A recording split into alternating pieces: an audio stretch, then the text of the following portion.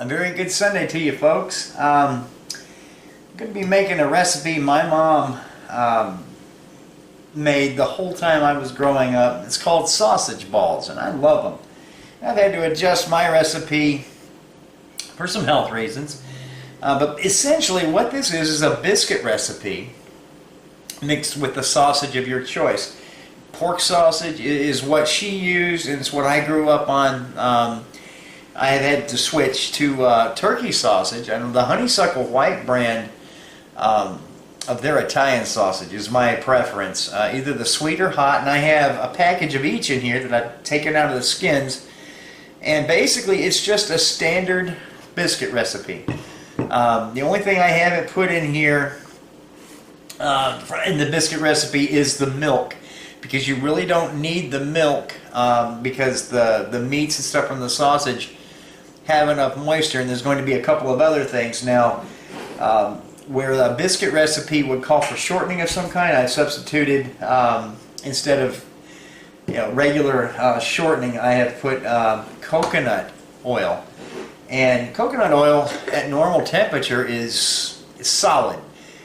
And we use this as a butter substitute on a piece of toast with just a tiny little pinch of salt on it.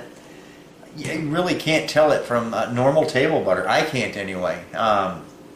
So all we're going to do now that I have the ingredients kind of incorporated, the final ingredient we're going to put in here, I'm going to put a splash of milk in there, but not much. Normally a biscuit recipe would call for a cup or more of milk, but you don't put that much in because, again, it's getting its moisture from the meats. And also we're going to be putting some cheese in there. This is sharp cheddar. This is 2% milk sharp cheddar, so keep the fat down. And the cholesterol is something I can live with. So yeah, we're going to be doing some of that. These are wonderful to just take along with you in your lunch for a quick snack. And if you like sausage biscuits, you're going to like this recipe. And I chose today to wear a shirt I got from Chris B257. He offered these not too long ago on his channel, and I wanted one from the moment he mentioned it, and I'm glad I got it. Just showing my support for a good friend. So yeah, we're going to go ahead and get started now. You can incorporate all this stuff with the cheese and everything. This stuff gets kind of stiff. By hand, you can use a pastry cutter. You can get it with your fingers and do it. I'm going to use Cuisinart.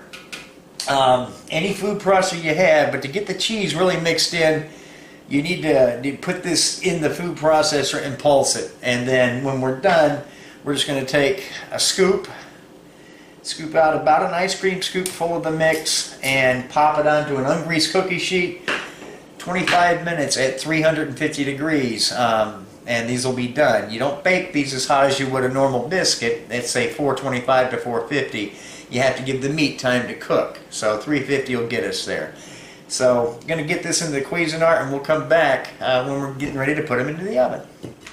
Okay, I separated the recipe into two batches. And all I do, just to get all the ingredients incorporated together, before I put the cheese in, I just sit it in the Cuisinart, I just pulse it.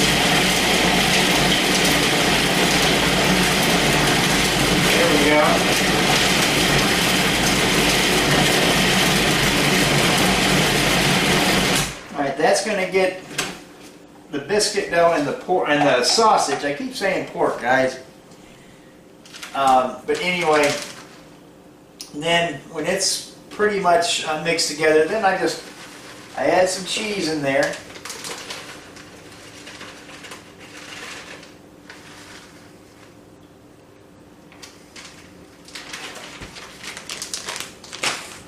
Just pulse it again.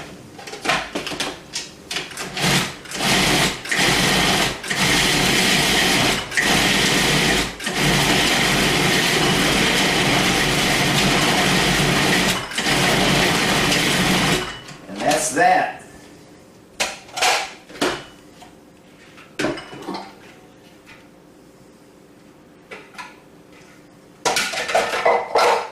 So it's going to come out looking something, well, just like this. Okay, so when the mixture comes out of the food processor, it's going to look just like this. And I just put a splash of milk. The recipe would have called for about 2 cups.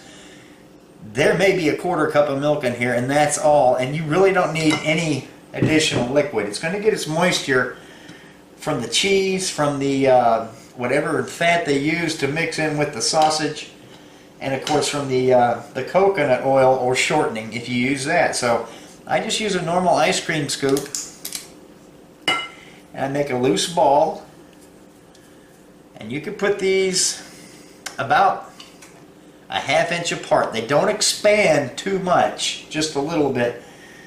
But we're just going to keep doing this down the line, and then these will store in the refrigerator. And just eat them as you need to. They are delicious. My mom used to make these at just about the beginning of the holiday season. She made them all the way through January, and yeah, just it was a family favorite. So I'm carrying on the tradition in the only way that I can, with the and she would probably approve. In fact, I know she would. Toward the end of her life, she was into the low fat, no fat, this and that stuff. So yeah, I think Mom would give her a nod to this. So we're going to come back when we got them out of the oven and give you guys a look. Okay, here's what they look like. Kim got them out of the oven for me, and yes, I ate one. She left me a note.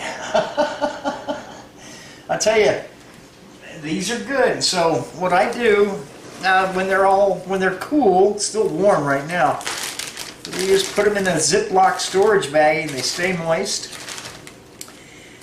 And they will keep well in the refrigerator. Not that these are going to hang around that long, because the dogs like them too. But yeah, sausage balls. And they are good to eat around the holidays, just anytime you want to make them. But I thought I'd share the recipe with you guys. So get the rest of these in the bag, but for right now,